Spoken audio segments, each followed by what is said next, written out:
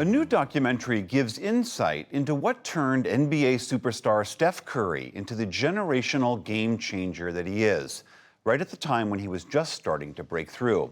Jeff Bennett has that story for our arts and culture series, Canvas. Here's Curry for the record. It's good!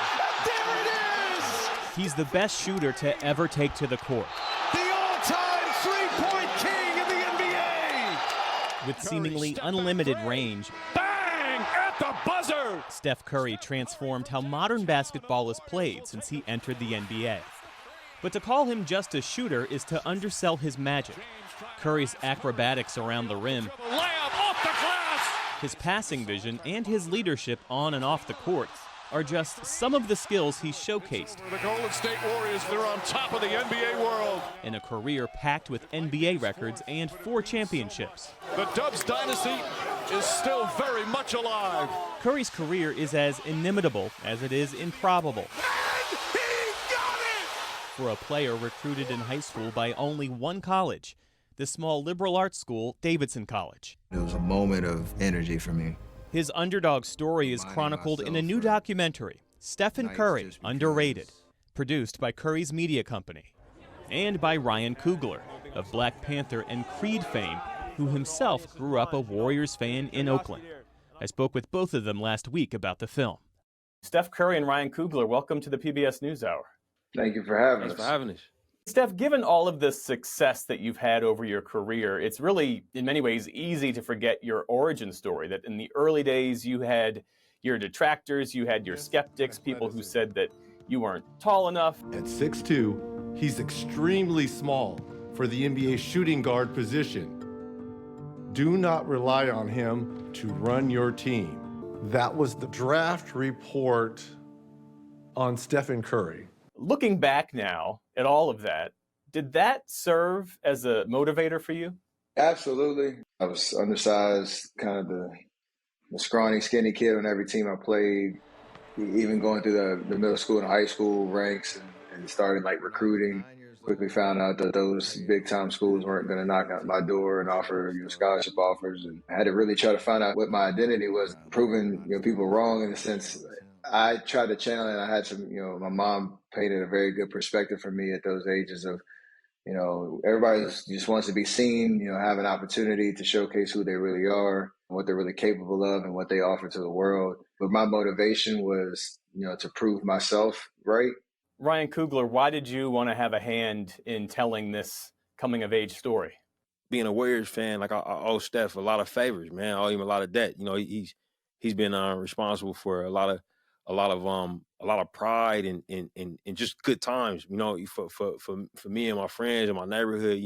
I wasn't as familiar with this story as I should have been.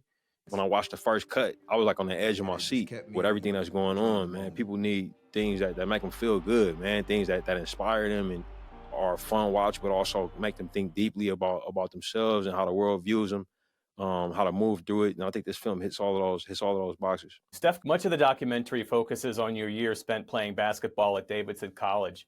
What does your former coach, Bob McKillop, mean to you? There is no me on this level without Coach McKillop finding that connection with me coming in my junior year of high school, and just the way that he built me up and saw me, my potential more than I even saw for myself at the time. He had been building the Davidson program for over 20 years by the time I showed up, and the way that he teaches and coaches the full person, the athlete and the man, it resonated with me in terms of truly finding somebody that was going to help me to realize my full potential. Ryan, was it a challenge to tell the story of someone as universally well-known as Steph Curry is? Was it hard to find something new to tell folks? This film is about the power of family, community, and mentorship, and the power that comes with truly being seen. And I think from that viewpoint, it wasn't hard at all. The masses know Stephen Curry, but I don't think the masses know this story. I think knowledge of Steph will get people into the door in terms of going to the theater or pressing play on the film. But the story is so universal and so relatable. And this film is about self-discovery, but also it's about the power of love. You know what I'm saying? And watching Steph kind of transform into what he's going to become just because somebody recognized what he was at the time. Not looking at him and saying, oh, this guy isn't this tall, so X, Y, and Z, or he can't do this, so X, Y, and Z. No, this guy can do this right now. This is what he can do. And that thing he could do, shoot the basketball at a prolific level, man, it's changed basketball. What was it like sitting and watching this film?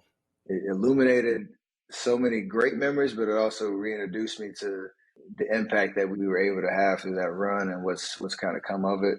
I also realized my first college game at Davidson, I had 13 turnovers in the first game. And you have a memory of how bad it was, but then I watched the film and I saw the highlights for the first time in 15 years, and it was 100 times worse than I remembered. And so to think about like how low it was at one point to where it is now, definitely gave me a lot of gratitude and appreciation. Ryan, what resonated the most with you about Steph's story? This film has a profound effect on me as a parent, watching this, because there's two relationships, I think, kind of at the heart of this movie. Steph's relationship with his mom and his relationship with his coach. Obviously his relationship with his mom is about him going back to school, and he's doing this thing that's incredibly difficult, at a time when he's doing a lot. He's got the sponsorships and Subway commercials and trying to take his team to the championship and trying to break the three-point record and trying to raise his kids, and he's doing a term paper over Zoom. And I'm just thinking, like, man, I know that's difficult, man. That's not easy. But why is he doing that? And you realize, man, it's because he said he told his mom that he would. I look at Coach McKillop.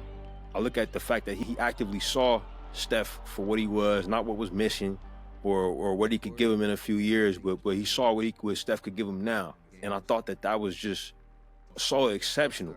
When we had an event in New York a couple of days ago where I got to see Coach McKillop again, and I shared that with him, and he said, hey, do you have kids? And I said, yes, I do. He said, make sure you look at your kids that way. Look at them for what they are right now in the moment, not what they could be, not for what they missing. And I've thought about them every day since. Steph Curry, your legacy is still being written. How do you want people to view your contribution to the game of basketball? I still feel like I'm in the prime of my career in the sense of what I'm able to accomplish. Curry to the basket, left-handed. Out there and what the future may hold, trying to achieve, hopefully win more championships, and push the envelope as far as I can. But I mean, the biggest thing is just inspiration, right? Like there's something outside of me and the stats and 3-point record and championships and all that gives people hope and belief of everything that this film speaks about, everything Ryan just said about what Coach McKillop has taught me along the way. Basketball has opened up so many amazing doors and has changed so many lives for the better. And to be able to do that in a very meaningful way is very surreal to me, just because this is a game that I just love to play from the time I could walk, and now you realize like how it's over delivered on impact. Well, Steph Curry and Ryan Coogler, I appreciate you both. Thanks for your time. And thank you for having us.